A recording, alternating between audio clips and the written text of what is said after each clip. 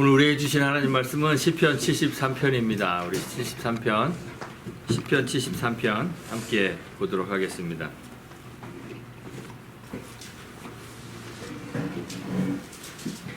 구약성경 854페이지에 있습니다. 시편 73편 한 절씩 교독하겠습니다. 제가 먼저 읽습니다. 하나님이 참으로 이스라엘 중 마음이 정결한 자에게 선을 행하시나 나는 거의 넘어질 뻔하였고 나의 걸음이 미끄러질 뻔하였으니 이는 내가 악인의 형통함을 보고 오만한 자를 질투하였음이로다.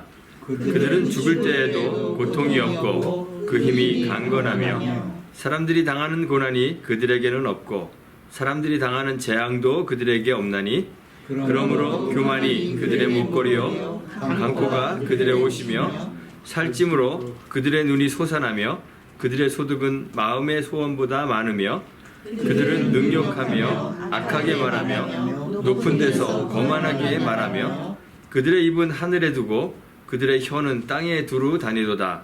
그러므로 그의 백성이 이리로 돌아와서 잔에 가득한 물을 다 마시며 말하기를 하나님이 어찌하랴 지존자에게 지식이 있으랴 하는도다.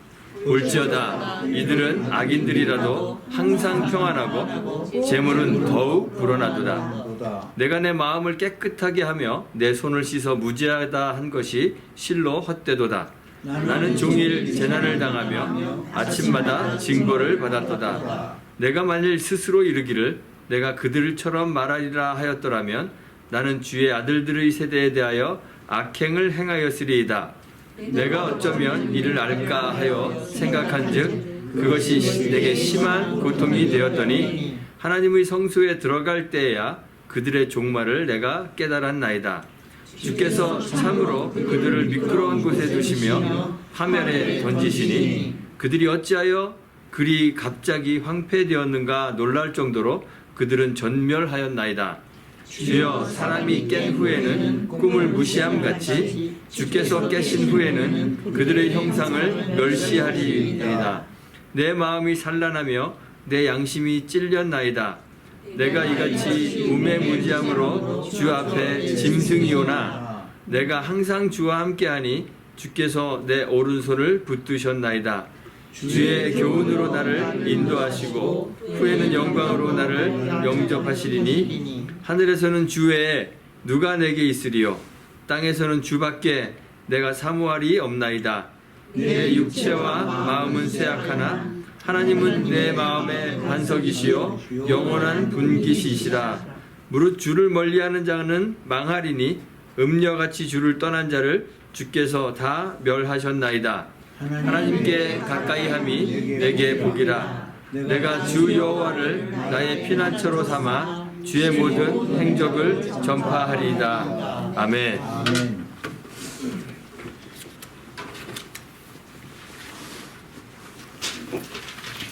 하나님의 존재를 인정하지 못하는 무신론자들이 많이 있습니다. 그런 무신론자들은 신을 인간이 만들어낸 상상의 가상의 존재라고 생각합니다.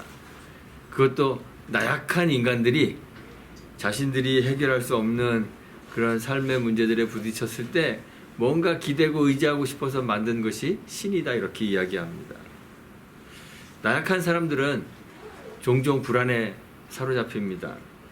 스스로 감당할 수 없는 그런 인생의 큰 파도들 앞에서 많이들 불안해합니다. 우리의 삶에는 이해할 수 없는 것들이 참 많이 있습니다. 이 대자연은 또 우리가 극복할 수 없는 그런 힘들을 가지고 있습니다. 그래서 이 거대한 우리 밖에 있는 힘들 앞에서 우리는 많이 불안해합니다. 두려워합니다. 풍성한 곡식을 가을에 거둬들이기 위해서는 많은 비도 필요하고 또한 뜨거운 태양빛도 필요합니다. 그런데 우리 스스로의 힘으로 비를 오게 할 수도 없고 또 비를 그치게 할 수도 없기 때문에 그래서 불안해지는 겁니다. 멀리 바다를 향해서 항해하기 위해서는 바다가 잔잔하기도 해야 되지만 때로는 바람이 불어줘서 배가 앞으로 전진할 수 있도록 그렇게 밀어주기도 해야 돼요. 특별히 이 시대 고대에는 이런 바람을 이용한 범선들이 많았기 때문에 잔잔한 바다도 필요하고 또 부는 바람도 필요합니다. 그런데 우리는 우리의 힘으로 바람을 불게 할 수도 없고 멈추게 할 수도 없어서 불안한 것이에요. 생각지도 않을 때 갑작스럽게 우리에게 닥쳐오는 삶의 여러 재난들이 있습니다. 위협들이 있습니다. 그런데 그런 것들 우리의 힘으로 해결할 능력이 없기 때문에 불안해지는 거예요. 자신보다 더 큰 존재가 있어서 좀 보호해주면 어떨까? 이러한 의지하는 마음들이 사람들에게 생기는 것이죠. 그래서 사람들이 그렇게 생각했다고 합니다. 이 거대한 자연 그 이면에는 자연을 주관하는 어떠한 신적 존재, 거대한 힘이 있을 것이다. 그러한 믿음을 가지게 되었다는 것입니다. 그래서 그러한 거대한 힘을 가진 그런 존재를 사람들이 신이다 이렇게 부르기 시작했다는 거예요. 그러한 신의 존재를 이렇게 상정해 놓고 험한 산 속에 들어가기 전에 또는 먼 바다로 배를 타고 나가기 전에 또는 한 해 농사를 시작하기 전에 산의 신에게, 바다의 신에게, 농사의 신에게 보호를 요청하면서 신의 마음을 흡족하게 해주려고 그렇게 하는 행위들이 종교적 행위가 된 것이다. 이렇게 사람들이 설명하는 것이죠. 그런데 그렇게 신들의 마음을 흡족하게 충족시켜주면 그 신들이 그 사람들의 소원을 풀어줄까요? 신들로부터 안전을 보장받을 수 있었을까요? 그렇지 않아요. 신의 마음을 흡족하기 위해서 많은 제물을 바치고 제사를 드리고 그들의 보호를 요청했음에도 불구하고 고대 사람들의 삶을 보면 비가 안 와갖고 가뭄 때문에 고생하고 또 무서운 자연재해로 홍수로 고통받기도 하고 때로는 깊은 바다에서 폭풍우 때문에 배가 파손되기도 하고 무서운 자연재해로 또는 전염병으로 수많은 사람들이 한꺼번에 막 죽어나가기도 하고 그런 고통들을 받았습니다. 왜 신들의 마음을 흡족하게 하면서 신의 보호를 요청했음에도 불구하고 이 사람들이 안전을 보장받지 못했을까요? 모르시겠나요? 그것들은 신이 아니기 때문입니다. 하나님이 아니기 때문입니다. 그들이 신이라 부르는 그런 존재들은 그저 나무나 돌이나 쇠붙이로 깎아놓은 것에 불과하기 때문에 그렇습니다. 장인이 손으로 깎아서 또는 붙여서 만들어 놓은 조각품에 불과하기 때문에 그러한 신들은 자신의 그 추종자들을 보호할 능력이 없는 거예요. 그런 신들은 눈이 있어도 보지 못하고 귀가 있어도 듣지 못하고 입이 있어도 말하지 못합니다. 손이 있어도 그 손으로 능히 자기 추종자들을 도울 수가 없는 거죠. 엘리야의 시대에 갈멜산에서 바알과 아세랴 제사장 850명이 하루 종일 소리 지르고 떠들고 들고 뛰고 춤추고 심지어는 자기 스스로 몸을 이렇게 상하게 하면서 신의 응답을 원했습니다. 그런데 그들이 신의 요청을 신에게 드린 그 요청을 응답받았을까요? 그 신은 보지도 못하고 듣지도 못하고 말하지도 못했습니다. 잠을 잤는지 외출을 했는지 아무런 응답이 없었습니다. 오늘날도 사람들은 자기들이 섬기는 그런 신에 대해 어떤 기대들을 다 가지고 있습니다. 이런 기대 없이 신을 섬기는 사람들이 없습니다. 신에게 충성하면서 신실하게 섬기는 이유가 뭘까요? 그 신들에게서 뭔가 얻고 싶은 것이 있어서 그래요. 뭔가 보호받고 싶기도 하고 또는 도움을 받고 싶어서 신들을 섬기는 거예요. 사람들이 가지고 있는 일반적인 신에 대한 기대가 뭘까요? 보호받고 번성하는 거잖아요. 그렇죠? 부자 되는 거, 자식들 잘 되는 거. 그래갖고 뭐 자식들 그 학력고사 요즘에 뭐라고 부르는지 잘 모르겠는데 뭐 시험 보는데 그런데 가보면 막 갖다가 엿 갖다 붙이고 그리고 이렇게 묵주 염주 돌리면서 기도하고 막 그렇게 합니다. 기독교인들도 거기 가서 막 기도하는 사람들도 있어요. 보호받고 번성하고 잘되고 그런 거 다 기대하는 거예요. 그리고 그렇게 하지 않는 사람들은 어떻게 되길 바랄까요? 그렇게 하지 않는 사람들은 잘 안 되길 바라잖아요. 그렇죠? 나는 이렇게 하는데 나한테 잘해주고 저거 안 하는 저런 사람들은 안 되게. 신앙을 저버린 신실한 사람들, 신실함을 저버린 사람들은 뭐 바다에 나가서 좀 폭풍우도 좀 만나고 좀 그러면 속이 시원하잖아요. 그렇죠? 안 그렇습니까? 사업도 좀 갑자기 쫄딱 망하기도 하고 갑자기 몸이 아파지기도 하고 산에 갔다가 맹수를 만나거나 산적을 만나기도 하고 좀 그랬으면 좋겠어요. 비가 하나님 잘 섬기는 사람들 밭에만 논에만 내리고 저기 교회 안 나오는 저 김서방 밭에는 해가 쨍쨍 내리쳐서 좀 말라 삐뚤어지면 좋겠고 그런 마음이 우리들에게 다 있죠. 그거를 저 사자성어로 권선징악이라 그러잖아요. 그렇죠? 선하지 않은 사람들, 악한 사람들은 좀 징계가 있으면 얼마나 좋을까. 이게 우리들의 그 신을 섬기는 사람들의 대부분의 마음입니다. 그런데 정말 신을 섬기니까 그런 기대가 이루어지나요? 그렇지 않습니다. 현실에서의 삶을 보면 신을 섬기나 안 섬기나 뭐 별반 차이가 없어 보입니다. 종교인들의 기대가 여지없이 현실의 세계에서 무너져 버립니다. 왜 그럴까요? 당연히 그들이 섬기는 신은 신이 아니니까 그래요. 참 신이 아니기 때문에 그래요. 엘리야 선지자가 바알과 아세라 선지자들을 막 조롱하잖아요. 열왕기상 18장에 보면 막 춤추고 막 자기 상하고 그러고 있는 걸 보면서 큰 소리로 불러라 그래요. 그는 신인즉 묵상하고 있든지 혹은 그가 잠깐 나갔는지 혹은 그가 길을 행하는지 혹은 그가 잠들어 깨워야 하는지 한번 크게 소리 질러봐라 그렇게 조롱합니다.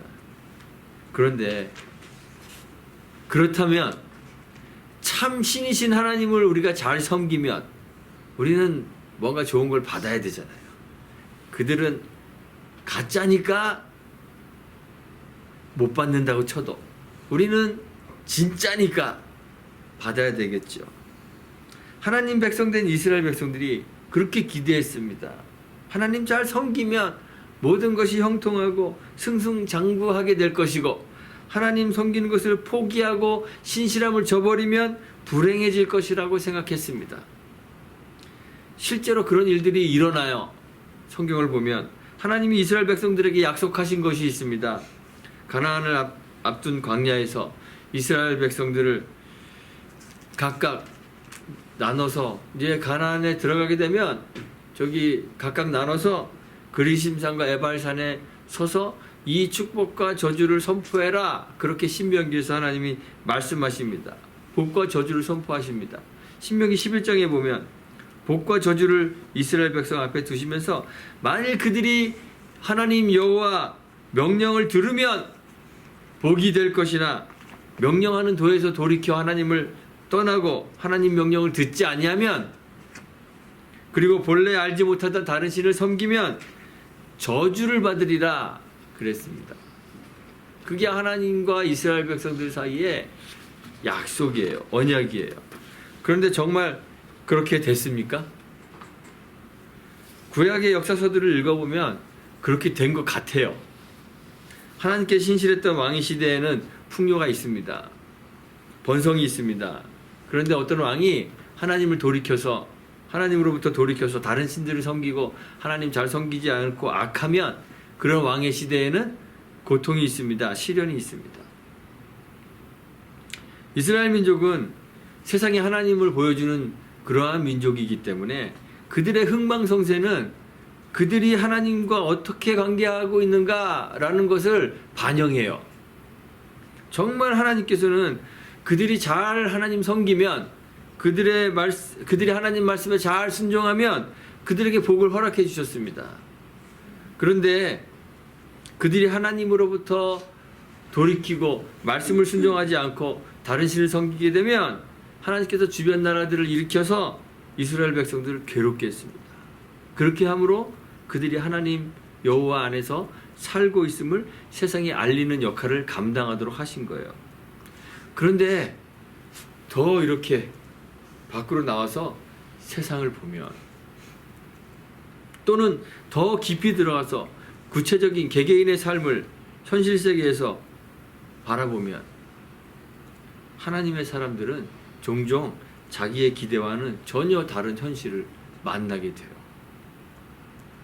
많은 사람들이 그들의 사회 안에 존재하는 부조리들을 발견하게 돼요. 하나님의 백성들이 말로 설명할 수 없는 어려운 고난을 당하는 것들을 보게 돼요. 하나님과 상관없이 살아가는 이방인들, 이방의 민족들이 번영하는 것, 그들의 흥망성쇠를 목격하게 돼요. 그러면 이방의 나라들은 갑자기 부강하게 될 때 하나님을 잘 섬겨서 부강하게 되는 것일까요? 하나님 섬기지 않는데 왜 쟤들은 부강하게 되는 것일까요? 이런 것들을 경험하게 되는 거예요. 하나님 전혀 섬기지도 않는데, 하나님 알지도 못하는데 왜 그런 민족들이 번영하고 그들이 우리의 땅을 침범하게 되는지 알 수가 없는 거예요. 이해할 수가 없는 거예요. 이스라엘이 아무리 약하더라도, 그 땅이 더럽혀졌다 하더라도 그래도 쟤들보단 나은데, 이런 생각들을 가지게 되는 거죠. 이런 생각이 선지자들이 품었던 의문입니다. 악하고 잔인하고 자비가 없는 그런 민족들이 막 번성해요. 이스라엘 옆에 있는 아수르, 바벨론 이런 나라들이 막 강대국으로 번성해요. 그 나라들은 왜 번성하는 것일까요? 그들이 왜 이스라엘 하나님의 백성을 괴롭게 하는 것일까요? 그런데 그런 일들이 하나님의 계획 안에 있는 것을 알고 하나님의 사람들이 괴로워하는 거예요. 의아해하는 거예요. 왜 이런 일들이 일어나야 합니까? 이방의 신들은 가짜고 조각품에 불과하고 인간이 고안해낸 창조물이라서 그럴 수밖에 없다, 이해되는데 여호와 하나님의 백성이 되었는데도 불구하고 그들과 별 차이가 없어 보이는 그런 삶의 현실 속에서 의아해지는 거죠. 보호도 못 받고, 나라는 약하고 침략당하고 수탈당하고, 그 안에 있는 그 백성들의 삶, 구체적인 아주 디테일한 삶으로 들어가 봐도 악인들은 막 번성하고 의인들은 고통당하고 갑자기 아프기도 하고 재산을 잃기도 하고. 우리 광고 보면 햄버거 막 이만하게 돼 있는데 가서 실제로 사보면 이렇게 납작하잖아요. 하나님이 꼭 그런 거잖아요. 하나님 광고만 보면 하나님 기만 하는데, 예수 믿고 복 받으세요 그랬는데 실제로 가보면 납작한 햄버거가 기다리고 있는 거예요. 광고가 너무너무 달라요. 아삽이라는 사람이 이러한 세상의 부조리들을 경험하고 놀랬어요. 아삽이 누군지 아시나요? 아삽은 다윗 왕 때 다윗 왕이 그 여호와의 궤를 다윗성으로 옮겨올 때 그 앞에서 찬양하고 이렇게 악대를 인도했던 그런 사람입니다. 그래서 여호와의 궤를 다윗성으로 옮겨오고 그리고 장막에 그것을 두고 번제와 또 화목제를 드린 후에 여호와의 궤 앞에서 섬기도록 다윗이 이렇게 임명한 사람이에요. 이스라엘 하나님 여호와를 칭송하고 찬송하고 감사하며 또 그러한 일들을 감당하는데, 그 레위 지파 이렇게 선택해서 그 중에 우두머리가 된 사람이 아삽이에요. 이 아삽은 솔로몬 왕 시대까지 이렇게 교회를 섬기는 일들을 감당했습니다. 다윗과 솔로몬의 시대는 어떤 시대예요? 그래도 이스라엘 나라가 부강하고 또 평화롭고 괜찮은 시대잖아요. 그런 시대에 살면서 이 아삽이 그런 시대에 하나님의 성전을 섬기면서 어떤 기대를 가졌을까요? 하나님의 약속이 있잖아요. 그러니까 하나님의 백성들이 막 번성하고 번영하고 그 안에 하나님의 공의가 막 실현되고, 그래서 가난한 사람도 없고 또 억누르는 사람도 없고 억눌리는 사람도 없는 그런 세상을 꿈꾸는 거죠. 그런데 하나님 백성 가운데에서도 하나님 신실하게 섬기고 여호와 하나님의 명령과 규례를 잘 지켜 행하는 그러한 신실한 사람들에게 하나님이 복 주시고 약속하셨던 그러한 평화와 풍성한 복이 임하기를 기대했겠죠. 그렇게 기대하는 거예요. 신명기 11장에 보면 하나님이 약속하십니다. 여호와 하나님 명령을 청종하고 여호와를 사랑하고 마음을 다하고 뜻을 다하여 섬기면 여호와께서 그들의 땅에 이른 비, 늦은 비를 적당한 때에 내려주시겠다 그랬어요. 곡식과 포도주와 기름을 풍성하게 얻게 될 것이다 그랬어요. 가축들을 위하여 들에 풀도 나게 해주실 것이다 그랬어요. 먹고 배부를 것이다, 그런 약속을 해주셨거든요. 그러니 얼마나 기대가 되겠어요. 여호와 하나님 잘 섬기는 다윗과 솔로몬의 시대에 하나님의 성전을 섬기면서 그런 기대를 품지 않겠습니까? 그런데 그가 속했던 세상 속에서 그가 기대했던 그 기대가 완전히 역전이 되는, 뒤집어지는 것을 목격하게 되었습니다. 현실을 목격하게 된 거예요. 신실하고 의로운 사람들에게 일어나야 할 모든 복된 상황들이 악인에게서 보여지는 거예요. 하나님 여호와 명령 듣지도 않고 다른 신들을 따르는 사람들에게는 하늘이 좀 닫혀서 비도 안 내리고 땅도 수산을 내지 말았으면 좋겠는데 오히려 그들이 의인들이 받아야 할 그 복을 독차지하고 있는 현실을 바라보게 되는 거예요. 죽음이 가까운 아주 노년의 나이가 될 때까지 아픈 데도 없고 평생 고통도 하나도 안 당해보고 그렇게 살아가는 거예요. 보통의 사람들이 당하는 고난과 고통이 그들을 비껴가는 것입니다. 사람들이 당하는 그러한 재난도 그들에게는 면제된 것처럼 보이는 것입니다. 몸은 피둥피둥 살찌고 소득은 그들이 바라는 것 이상으로 들어오고 항상 편안하고 재물은 넘쳐나는데 그 사람들이 의인이었으면 좋겠는데 악인이란 말이에요. 그렇지 않아도 세상이 우리에게 맨날 요구하잖아요. 하나님 계시는 증거를 보여달라 그러잖아요. 하나님 계시다며 증거를 보여줘봐. 그렇게 세상이 비아냥거리는데 신실한 하나님의 사람들보다 악한 세속의 사람들이 더 번성하니까 참 곤란하게 되었어요. 우리도 그렇잖아요. 참 곤란하게 되었잖아요. 히브리서 기자가 그럽니다.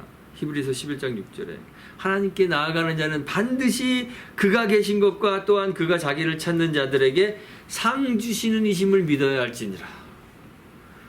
상 주시는 이심을 믿어야 하는데 그게 믿음인데 그 상을 악인들이 오히려 받고 있으니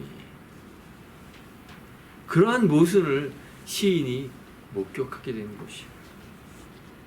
하나님의 증거가 되어야 될 그러한 복이 오히려 하나님 부재에 하나님 안 계신다는 증거가 되어버린 것 같아서 아삽이 어리둥절하고 힘들었던 것이죠.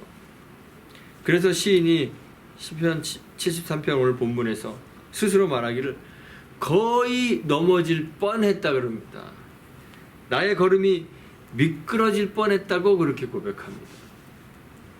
실족 직전까지 가게 된 것이에요. 그리고 오만한 자들을 질투하는 마음이 막 생기게 된 거죠. 눈이 있어도 보지 못하고 귀가 있어도 듣지 못하고 입이 있어도 말하지 못해서 자기를 섬기는 자들을 전혀 보호해주지 못하는 그런 나무나 돌에 불과한 이방의 신들을 조각품이다 이렇게 조롱했었는데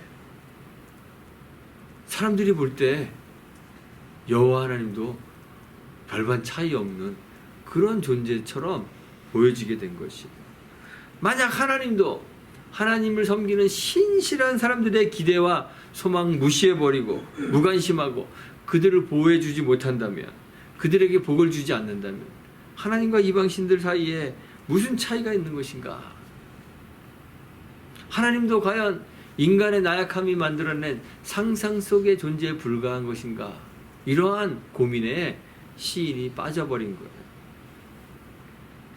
악인들은 능욕하면서 악하게 말하고 또 높은 데서 거만하게 말하고, 그 성경에 보면 그들의 입은 하늘에 두고 그들의 혀는 땅을 두루 다니는데, 그러면서 말하기를 11절에 보니까 하나님이 어찌하랴, 지존자에게 지식이 있으랴, 이렇게 조롱한다는 거예요.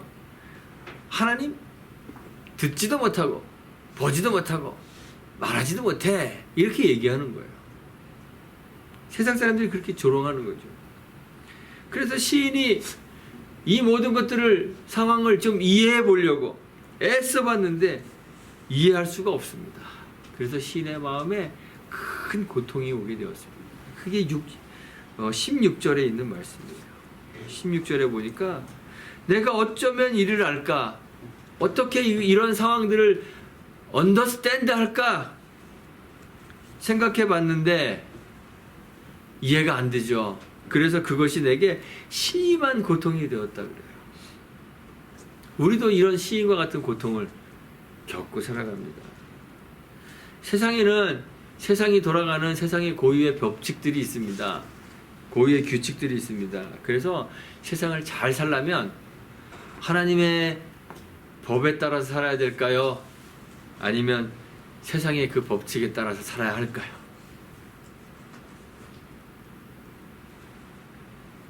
당연히 우리는 하나님의 말씀에 따라 살아야 된다고 말하고 싶은데 현실을 보면 그렇지가 않아요.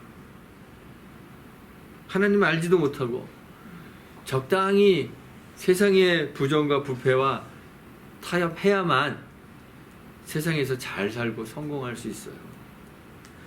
거짓말하고 거짓말 잘하고 남 잘 속이고 또 자기 가진 힘과 권력 이용해서 부정과 불패를 적당히 잘 일삼아야 세상에서 큰 소리치고 떵떵거리고 승승장구할 수 있습니다. 요즘에 뉴스 보면 나오잖아요. 그렇죠? 잘 나가는 정치인들, 최고의 그러한 직책을 가지고 있었던 사람들, 그냥 뭐 적폐청산이니 뭐니 해서 뒤집으니까 뭐 지난 5년 동안 적폐청산은 다 뒤집었잖아요. 깜빵 안 간 사람이 없더라고요. 또 지금 또 다 뒤집잖아요. 또 다 깜빵 가려고 지금 줄 서 있잖아요. 그래야 세상에서 잘 나갈 수 있는 겁니다. 부정과 부패를 일삼아야. 반면에 신실하게 살기 위해서 애쓰는 사람들은 어떻습니까? 치질이 궁상, 가난하게 삽니다. 고난이 더 많이 닥치는 것 같습니다. 이 시인이 그랬습니다. 13절 보니까 내가 내 마음을 깨끗하게 하며 내 손을 씻어 무지하다는 것이 실로 헛됩니다. 그랬어요. 나는 종일 재난을 당합니다. 아침마다 징벌을 받았습니다. 신실한 주의 사람들에게도 여지없이 삶의 고통이 몰아닥칩니다. 신실한 사람도 경제적 어려움을 겪습니다. 신실한 사람인데도 어느 날 갑자기 직장에서 해고당합니다. 직장 잃어버립니다. 신실하고 하나님 잘 섬겨도 예기치 않은 때에 건강을 잃습니다. 육체의 질병이 찾아옵니다. 신실하고 하나님 잘 섬겨도 자녀들 때문에 고민하고 염려합니다.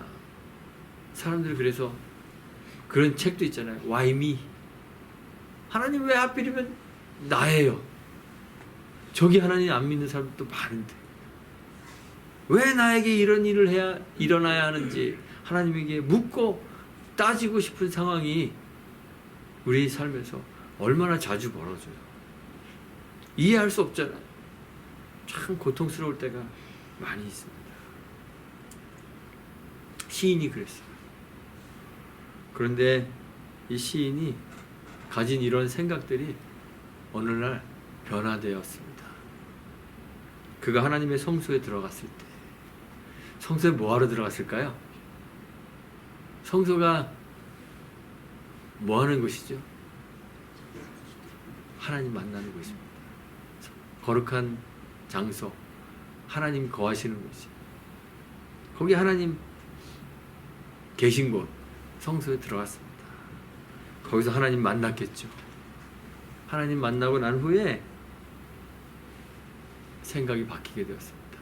오늘 말씀해 보니까 그들의 종말을 깨닫게 되었다.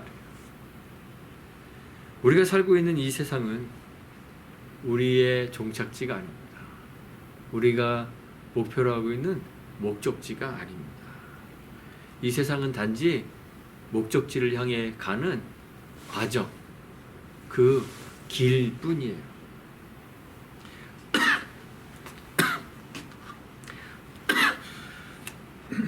죄송합니다. 한 은퇴한 선교사가 집으로 귀향하는 그런 이야기들 여러분들 여러 번 들어보셨을 거예요.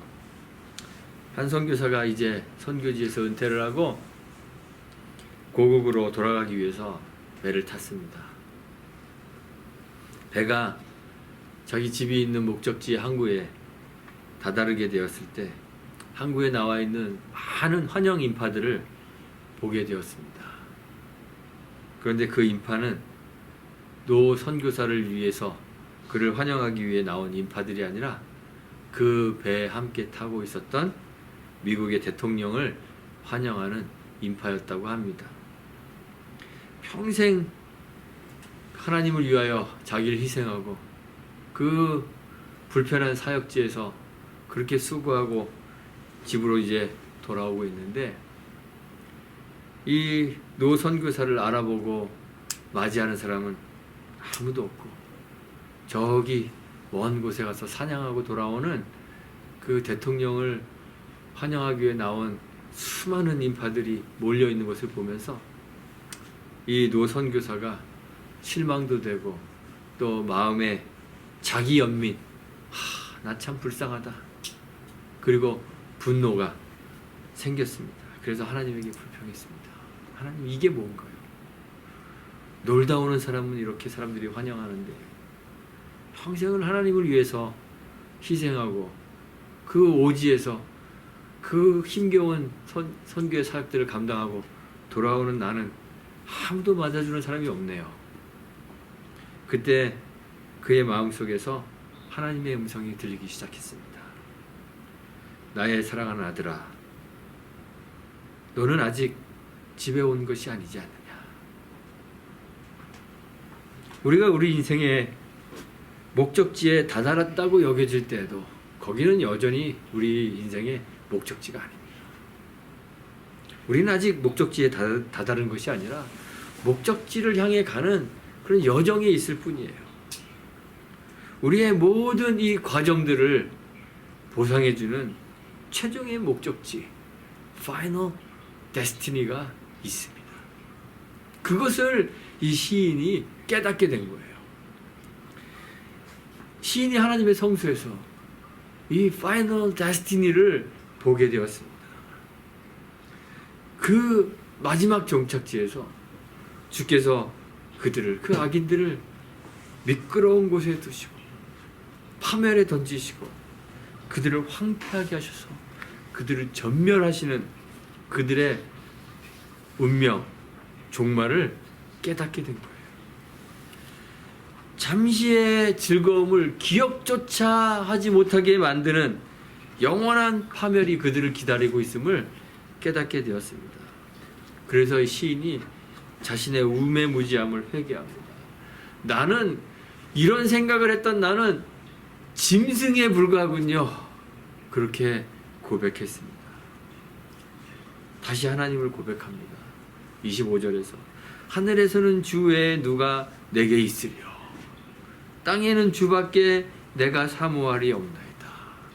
저 하늘에도 이 땅에도 여전히 나의 사모할 분은 주님 한 분밖에 없다는 것을 고백하는 거예요.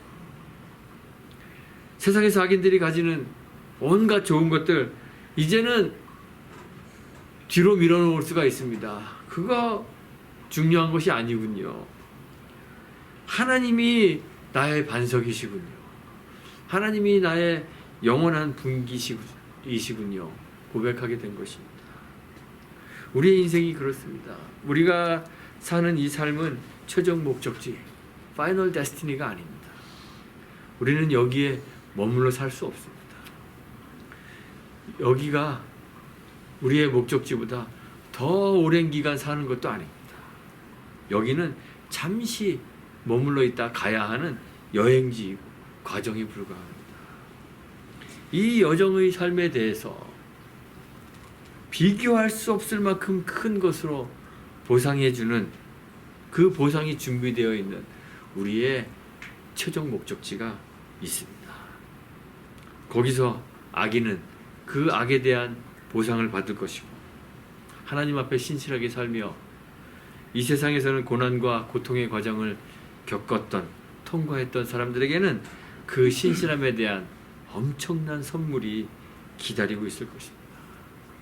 그것을 깨닫게 되었기 때문에 이 시인은 이 세상에 사는 동안 세상의 것들을 많이 누리는 것, 건강하게 사는 것, 행복하게 사는 것, 그것이 복이 아니라 하나님께 가까이함이 복인 것을 깨닫게 된 것이죠. 그래서 시인이 고백합니다. 하나님께 가까이함이 내게 복입니다. 이 세상은 마지막 목적지가 아니므로 세상에서 누리는 많은 소득, 육신의 건강, 삶의 안락함 이런 것들이 진정 복이 될 수 없습니다. 최종 목적지에서 받게 될 그 복이야말로 영원한 것이고 그래서 시인이 하나님께 가까이 감이 내게 복입니다 고백한 것입니다. 우리도 세상을 힘겹게 살아갑니다. 때로는 경제적 어려움으로, 때로는 육신의 연약함으로 고통받고 두려워합니다. 하지만 이 세상이란 언제라도 마지막 목적지에 다다르게 되었을 때 미련 없이 버리고 가야 하는 것입니다. 어제 새벽 예배 마치고요. 저희가 이렇게 파네라에 앉아서 아침을 먹고 있는데 저희에 앉아있는 테이블 옆으로 갑자기 승용차 한 대가 돌진해서 유리창을 뚫고 들어왔습니다. 바로 옆에 그 보면서 우리에게 죽음은 멀리 있는 것이 아니라는 생각을 다시 하게 됐어요. 우리의 파이널 데스티니가 멀리 있는 게 아니더라고요. 가까이 있습니다. 하나님이 우리를 부르시면 그 마지막 목적지에 이 세상의 것들 미련 없이 버리고 가야 하는 것이에요. 이 세상의 것들은 우리의 영원한 행복이 될 수 없는 것이죠. 세상의 것이 아닌 하나님을 우리의 복으로 알고 그 하나님 가까이 하며 살아가야 하는 것입니다. 시인처럼 주 여호와를 우리의 피난처로 삼고 주의 모든 행적을 전파하는 저와 여러분들이 되시기를 주님의 이름으로 축원하고 부탁드리겠습니다. 기도하겠습니다. 하나님 감사합니다. 이 고통 많은 세상이 우리의 영원한 집이 아니니 참 감사합니다. 이곳에 영원히 살 것처럼 세상의 것 붙잡고 씨름하며 세상의 보화와 부귀영화를 부러워하지 않게 하시고 곧 당도하게 될 우리의 파이널 데스티니를 바라보며 살 수 있도록 지혜 주옵소서. 우리의 진정한 삶과 행복이 우리의 최종 목적지에 준비되어 있으므로 세상에 대한 미련과 질투 다 버리고 하나님 여호와를 가까이 하며 살 수 있도록 도와주옵소서. 우리가 도달해야 할 그 목적지를 바라보며 소망하며 살도록 도와주시기를 간절히 원합니다. 예수님의 이름으로 기도합니다. 아멘.